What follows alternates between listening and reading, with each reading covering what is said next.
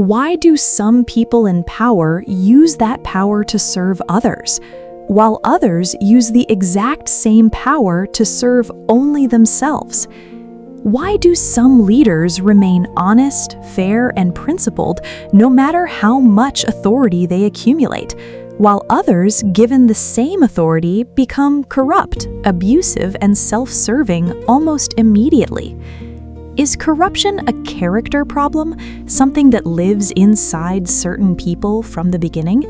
Or is it a system problem, something that the wrong environment can produce in almost anyone? These are not just academic questions. They are the most important questions of political life, organizational life, and human civilization itself. Brian Klaas spent years traveling the world, interviewing leaders, studying governments, and researching the science of power and corruption to find out why power so reliably destroys integrity and what it actually takes to build systems that attract good people and keep them honest. Welcome to Book Essence, where we unlock the essence of every book so you get the wisdom without spending weeks reading. Today, we are breaking down Incorruptible by Brian Klaas, a book that will change how you see every leader, every institution, and every system of power you have ever encountered. Let us unlock it. Klaas opens with a question that most of us have never seriously examined. Who seeks power and why?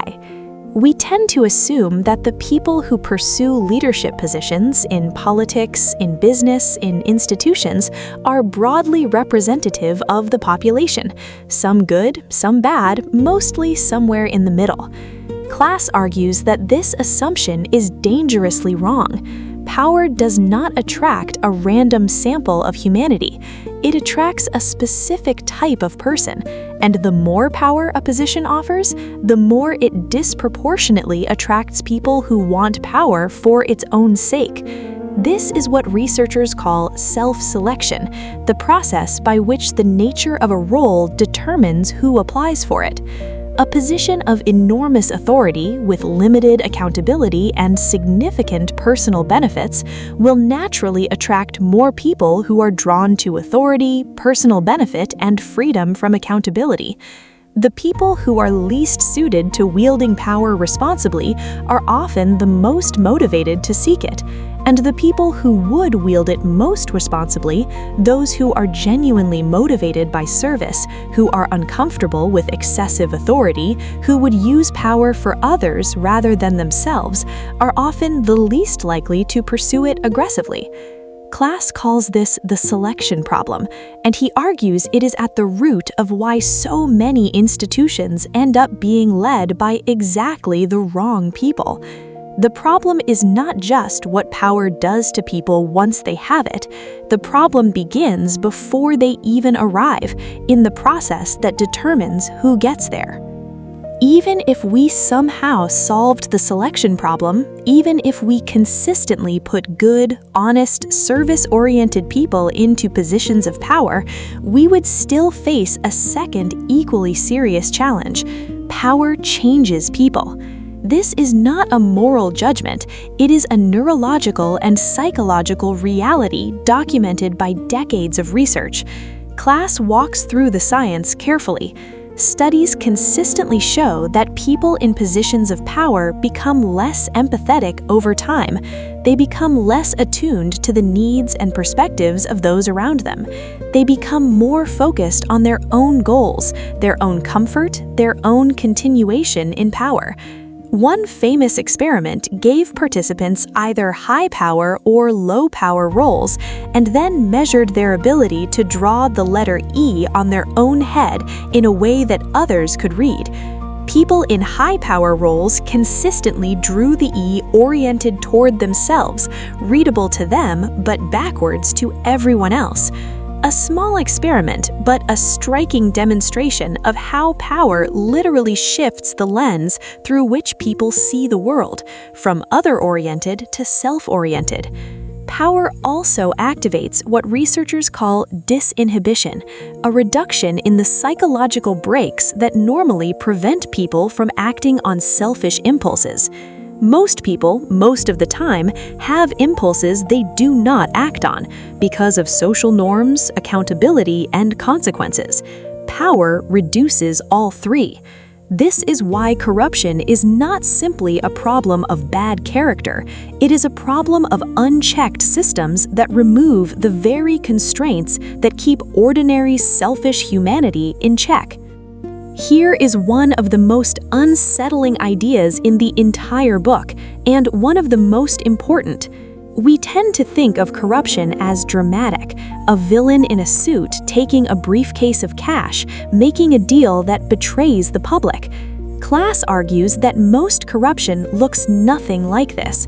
Most corruption is mundane. It's ordinary people in ordinary situations making small compromises, one at a time, gradually, almost imperceptibly, until they have traveled so far from integrity that they wouldn't recognize the person they started as.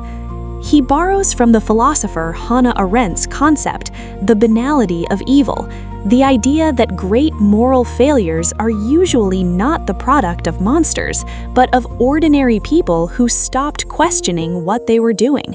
He applies this directly to corruption. Most corrupt officials did not wake up one morning and decide to become corrupt. They started with a small favor, then a slightly larger one, then a compromise that felt necessary, then another that felt inevitable. Each step seemed small relative to the last. Each rationalization seemed reasonable in context, until corruption was no longer an exception. It was simply how things worked. This is why Klaas argues that designing systems to prevent corruption is far more important than simply trying to select honest individuals. Honest individuals placed in corrupting systems will often become corrupt. The system is more powerful than the person. This is the most provocative and counterintuitive proposal in the entire book, and it deserves to be taken seriously rather than dismissed out of hand. Klaas examines historical and modern examples of a radical alternative to elections and appointments for selecting leaders: sortition, selection by lottery. The ancient Athenians used this method to fill many of their most important civic roles. Citizens were selected at random to serve in government, on juries, and in deliberative bodies. The logic was precise and powerful. Random selection completely eliminates the self-selection problem. If leadership roles are filled by lottery, the people who actively seek power for its own sake are no more likely to get it than anyone else. The full range of the population, including the service-oriented, the humble, the genuinely representative, has an equal chance of serving. Klaas is careful here. He is not arguing that all leadership should be selected by lottery.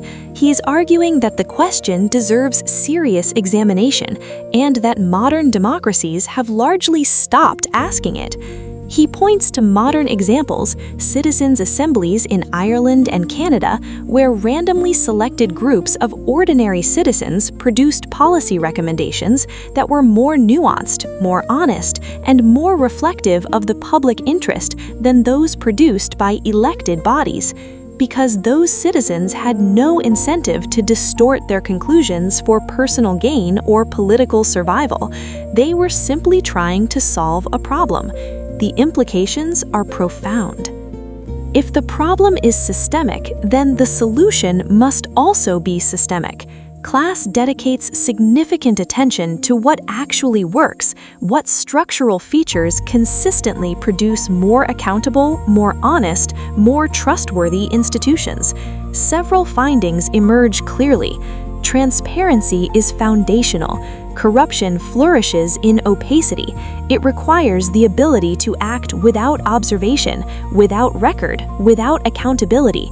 Institutions that default to openness, that make decisions in the public, that document their reasoning, that allows scrutiny by default rather than by exception, are structurally more resistant to corruption. Accountability mechanisms must have teeth. Many institutions have nominal accountability, rules that exist on paper but are rarely enforced.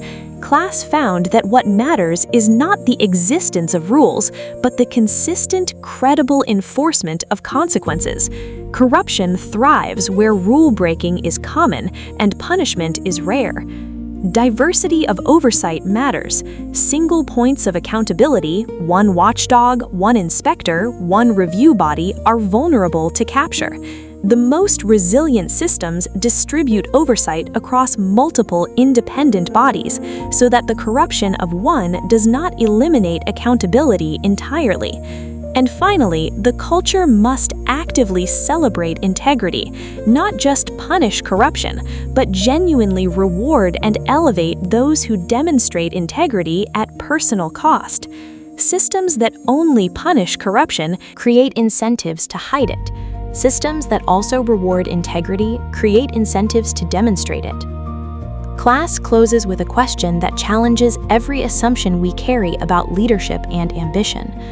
We have built a world that rewards the aggressive pursuit of power. We celebrate the ambitious, the relentless, the driven. We design our selection systems, our elections, our hiring processes, our promotions to favor those who want power most and pursue it most aggressively. And then we are surprised when the people who emerge from those systems prioritize their own power above the interests of those they were chosen to serve. Klaas argues that the single most important reform any institution can make is to redesign how it selects its leaders, to actively recruit people who are reluctant to lead, who are motivated by service rather than status, who would use power as a tool rather than a reward. History, he notes, offers examples of exactly this kind of leader, people who served not because they sought the position, but because they were asked, because the need was clear, and because they felt the weight of responsibility rather than the thrill of authority. These leaders are not mythological. They exist. They are simply less likely to be found by systems designed to reward those who want power most. The question Incorruptible ultimately asks is not whether we can find better leaders. It is whether we are willing to build the systems that would actually find them. Let us bring together the greatest lessons from Incorruptible. 1. Power attracts the wrong people by design.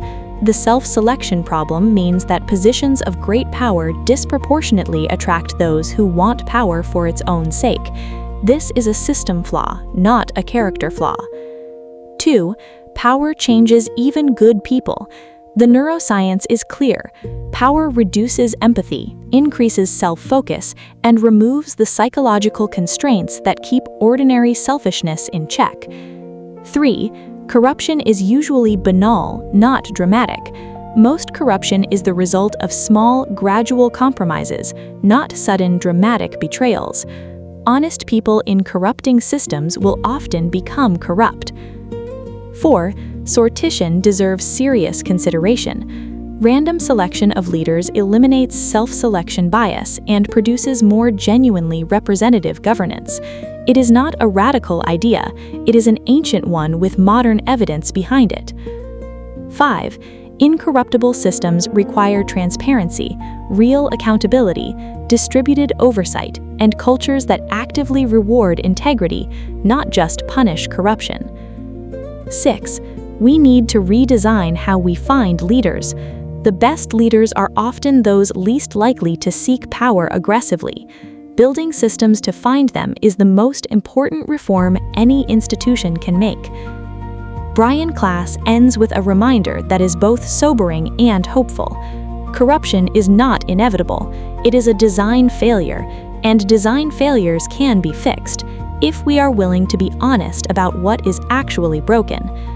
The world does not lack honest people. It lacks systems designed to find them, select them, support them, and protect them once they serve. That is the essence of Incorruptible, and that is what we do here at Book Essence.